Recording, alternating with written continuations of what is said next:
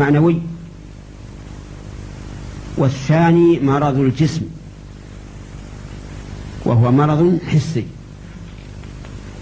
والأول أولى بالاهتمام والعناية، لأنه يترتب عليه الهلاك الأبدي أو البقاء الأبدي. مرض القلب له شعبتان. الشعبة الأولى الجهل،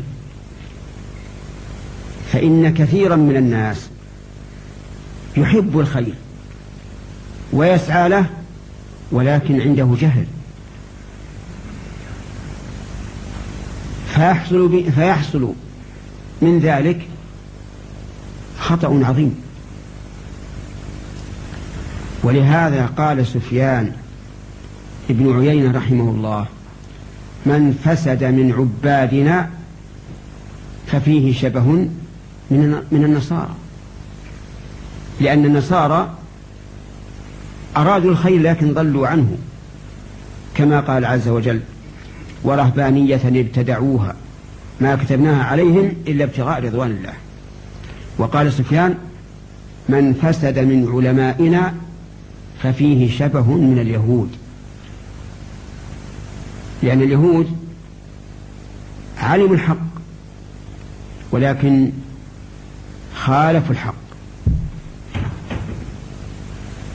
على هذا يدور مرض القلب، وحينئذ نعلم أنه لا بد لنا من العلم ولا بد لنا من الإذعان والقبول للشرائع، وإلا لحصل الهلاك. هذا الهلاك ليس كهلاك الأبدان. هلاك الأبدان عود على الأول: منها خلقناكم وفيها نعيدكم ومنها نخرجكم. لكن هلاك القلوب معناه فقد الحياة، لأن الإنسان لم يستفد من وجوده في الدنيا، خسر الدنيا، ولن يستفيد في الآخرة. وما هي الحياة الحقيقية؟ سؤال أجيبه: حياة الآخرة، لقول الله تبارك وتعالى: وإن الدار الآخرة لهي الحيوان. قال أهل العلم: الحيوان الحياة الكاملة.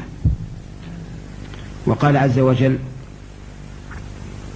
يومئذ يتذكر الإنسان وأنى له الذكرى يقول يا ليتني قدمت لحياتي.